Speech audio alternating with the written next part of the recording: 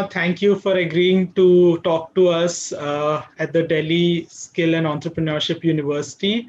We are planning to launch a BSc in Medical Laboratory Technology, MLT, BSc in MLT, Medical Lab Technology. And who better to talk to you than somebody who has worked extensively in a lab and is now pursuing a postdoc in Belgium. So, for the students, it would be great if you can give a brief introduction of yourself and what you're currently doing and what your career trajectory has been. That would be great for students to just pick up what all they can do in future. Yeah, thanks, Aditya. Thanks for this opportunity. I hope that I'm able to inspire as many heads possible. So, should I begin with a brief introduction, probably? Okay. So, my name is Aina Rajgopal, and I'm doing my postdoc, which is a job you do after your PhD or your doctorate. So, I began my postdoc, my first postdoc in KU Leuven, which is in Belgium. And it's a really nice university. The atmosphere is very nice, and I really enjoy my time and working here in the lab really closely with very high throughput technologies and facilities around. So yeah, can you also, so how, what brought you into this sector? What did you study? How did you enter this field? Can you tell us a little bit about that? Okay, so for me, it was the next step forward from my PhD. But before my PhD, I did my master's in bioinformatics and biotechnology. So both of which require very different skill sets. And I would say that that was somewhat lacking when I started my master's. And before that, I was doing my graduation from Delhi University, where I did zoology honors, and there also I yeah for I was aware of different lab technologies which were happening, but with time obviously it has become better. So went from a really basic field of zoology to bioinformatics, which is a really specialized field, and then go went on to do a PhD in again bioinformatics. So yeah. Okay, I know very candidly what really happens in a lab. Okay, that's a very nice question. Not lot of people ask, so I would like to tell you a little bit in detail. So, in a lab, what happens is that there are it's different in India and it's different here. I would say a little bit, but one of the things which is actually lacking in India would be people with technical skills, or like people trained to do something repeatedly without having a more specialized degree. So, for example, laboratory technician is a very popular course here, and which is at par with courses like masters in biology or in chemistry. But in India, it's a little bit something which is of a lower level, and a lot of people don't do technician around courses. People just learn it by intuition and just what the students in the lab tell you to. So yeah, in a lab, what happens is there can be many types of labs, but the lab I work in, we work on mouse and fish. So we have two different facilities where we have to have trained technicians who take care of this fish and mouse. So there are different technicians for mouse, different technicians for fish. So it goes on, and then the students who are the main heroes of the lab, who really work in the lab, work on different techniques which are based on DNA, RNA, or protein. And then, yeah, then I can go to more details. So I wouldn't bore you with that. Okay, okay, good to hear that. I mean, it's always a mystery.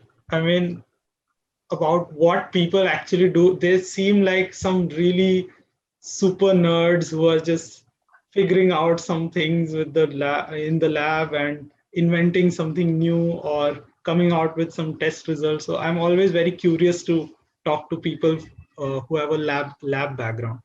Also, can you share us some insight on what has helped you the most in this career that you've chosen, and for a person who spends majority of their time in a lab? So I think for me, the first and foremost thing was my formative years of education. So when I was in India and in Delhi University, I gathered trust in biology, or like understand what biology is from the basic level, which really helped me to make a foundation for from where on I could go on to do, for example, bioinformatics in my case.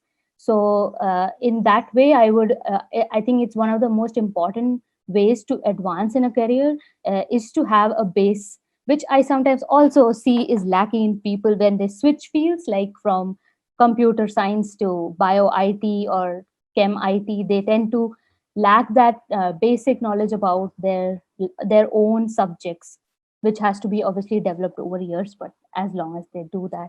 So I think for me that was one of the most interesting parts. But then also the skills you develop at different age, at different parts of your career, especially during your masters, I think is a very interesting part, where you tend to do all these things which you have read about practically. So in India, I think now you can start doing lab skills even from your undergrad level, which is very cool. So I would definitely recommend people to get as much internships or things where you can put it into practical level. And also, of course, courses where you can do that is even better, where the university themselves provide students to do this. So yeah, Great. definitely second. Also, I mean, you have such a stellar career path. Can you also tell, say, potential candidates what are the different kinds of career paths they can choose once they complete undergrad in medical lab technology? Okay, so first and foremost thing would be for me to say is that people who are pursuing a career in a specialized field, like if it's medical lab technology, it's a little more specialized. I would say that you have to think out of the box. You have to think where would you be most useful, and then think about what kind of careers you would pursue. So for example, industry is one of the places you can go to. Then you can aspire to be a diagnostician, where you work in labs such as Lal Path labs, or places where you know who gets your RT-PCR done, for example, during when you have COVID or not, that is. So and then there is you can become a lab technician. And also there are many industry based technicians, so where you're really indispensable, so that it's like a pipeline. So you are in the middle of it, so if you are missing, the work won't be done. So that's how it should be, and that's how you can choose a career path. But there are multiple careers you can choose. Especially you can make a specialization in a technology, for example, and then go forth in that, because industry really likes specialized courses. And people who have a specific specialization, like microscopy, you have a interest in microscopy, and you know in and out of one particular microscope, you will get that job. So that's also something. It's like there are many ways, you just need to find your calling. Wow, fab. And if you had to give, say, 3 tips to somebody who is looking to get into this field, from your experience, what would they be? For somebody Mm, with like your years of being in a lab, what would you tell somebody who is wanting to explore this field? I would say that don't stick to one technique. Something which I've seen technicians do often is stick to one particular thing, and then they just keep doing it for years and years. And over the years, the techniques change. So I would say one of the tips would be to like grow with time, and like you should ask the students or people around you who need you what they would like to them to do, because usually jobs are always limited as to like from 9 to 5, and the professors or people who are the head of the labs, they decide what the technician do. But they really like it if they ask themselves that, okay, I would like to learn another technique probably. So that's one of the tips, I think. Okay, Yeah, great. that's enough, I think. Yeah. Okay, perfect. And so, final words from you for the students who want to pursue this field, why they should be doing this.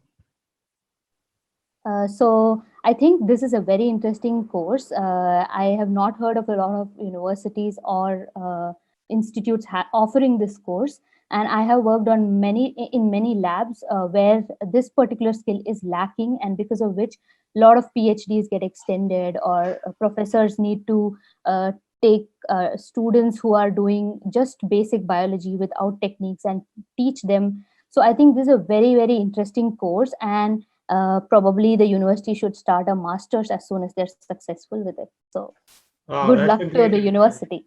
Thank you. Thank you so much, Aina. Thank you for sparing some time from your busy schedule and agreeing to talk to us. Thank you so much. We really appreciate it. Thank you. I really liked it that we did it on a Sunday, and I'm very happy about it.